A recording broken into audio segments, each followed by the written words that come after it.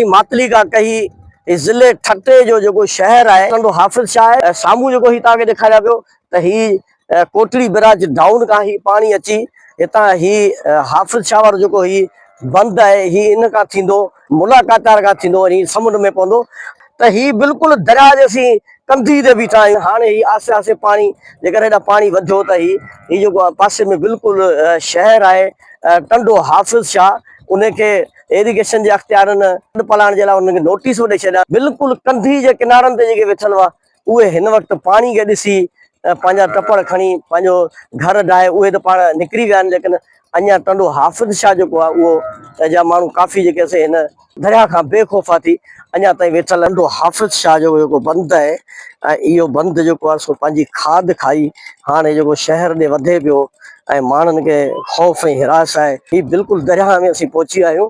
ॻोठ जेको असांजो टंडो हाफिज शाह आहे उहो तक़रीबन 700-800 फुट दरिया खां ॿाहिरि आहे। जॾहिं बि सैलाब ईंदो आहे न पहिरीं शुरूआत टंडे हाफिज शाह खां कंदो आहे। उन खां पोइ असीं रोड ते कंहिं बि जॻह ते बीहंदा वञी आहियूं त बहादुर माण्हुनि जा कौज़ा आहिनि, उन्हनि चाहिनि था असांजो ज़मीदारियूं हिते अवी माल मतो या अहिड़ी कहिड़ी बि शइ इस्तेमालु कंदा जा तव्हां बीहंदा असांजा नुक़सान कंदा। उन खां पोइ असां वेंदा आहियूं बोलाड़ी आहे एयरपेस उनजे नज़दीक कुझु वञी बीहंदा आहियूं। उहे असांखे एतिरो चवंदा आहिनि 10 खां 15 ॾींहं विहो टपड़ खणी भॼो। ऐं हींअर असां माल मथा कढी छॾिया आहिनि, अञा थोरो पाणी दरिया में अंदरि आहे, असांजे ॻोठ ताईं कोन पहुतो। हाणे तव्हां ॿुधायो असीं केॾां वेंदासीं? हिते चवंदा ही कचे जो इलाइक़ो आहे, हिनखे को बि बंदि नथो अची सघे। ही जेको दरिया जो जेको पुठे पासे पाण ॾिसूं पिया ही रुख आहे इहो इन टंडे हाफिज शाह खां पहिरीं जो हो या पोइ जो आहे? इहो टंडे हाफिज शाह खां पोइ जो थियो आहे। अच्छा, हा, पहिरीं मकबरो शरीफ खां वेंदो 6 किलोमीटर परे। अच्छा, पोइ ही रुख बदली कई जोकि बदली करण का बेहतर हो तो ही बंद ॾियारण जे बजाय अवांखे चवनि था त लॾे वञो। असां ज़िले इंतज़ाम वारनि खे ॾाढियूं महिनतूं कयूं हिन ॻाल्हि लाइ त 100 पराण बोरी खां हिकिड़ो मोहरो हणी ॾियो जेको साम्हूं धकनि असांखे दरिया न खाए। ऐं हुननि जो चवण आहे त इहो हुकूमत कोन हणाईंदी ऐं कचे जो इलाइक़ो टंडो हाफिज शाह 300 साल खां ही मकानी माण्हू रहंदड़ आहिनि। असां इहो मुतालबो करूं था असांखे रिंग बंद हणाए ॾियो। ही दरिया आहे ऐं ही बिल्कुल माना कंधी ते तव्हांजा इन जे देविन जे हुन पासे घर आहिनि। उहे जेके न वियालिया जबलनि में मालक आहे बंदि थी वञे त पोइ भलो कमु आहे, हज़ारे माण्हू परेशान खां छुटी पवंदा। खां पोइ असां ही टंडो हाफिज शाह जेको ज़िले ठट्टे जो शहर आहे ही ॻोठ मां हिकिड़ो शहर आहे उन में पहुता आहियूं। वार्निंग मिली आहे समझे 2010 में बि असीं छॾे वियासीं ॻोठ, पाणी तमामु ज़्यादा आहे, असां ख़ौफ़ आहे वरी ॿाहिरि निकिरी ईंदा आहियूं।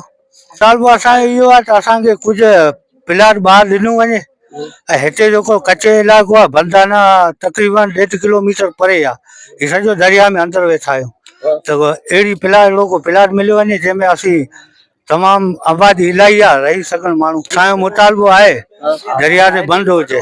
दरिया खाद भी करे थो उनखे असांखे मोरो बि मिले बंदि बि मिले जे असांजे बचा थिए सभ ॻोठनि हिते असांजो बचा थिए मुल्क ॿुॾे थो बचा रुलायूं था करनि में किथे वियूं।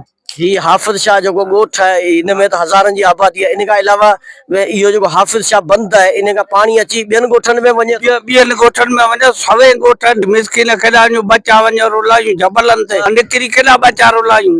असांजो प्लाट कोन्हे मथे, असांखे वीहण केरु नथो ॾे, वञूं किथे हू चओ हेॾा वञो चओ हेॾा वञो हाणे बचा वधियो पियो पिया रोडनि ते रुलूं। ऐं गवर्नमेंट तव्हांखे चयो था टपड़ खणी वञो, उन खां पोइ को बंदोबस्त गवर्नमेंट कोन कयो आहे? न कोन कई आहे। इलेक्शनूं थींदियूं आहिनि माण्हू पोइ त ईंदा आहिनि, अच्छा चूंडनि में ईंदा आहिनि, ईंदा आहिनि वोट वठण ईंदा आहिनि। तव्हां वटि शनाख्ती कार्ड जेके आहिनि उहे कहिड़े ॻोठ जा आहिनि?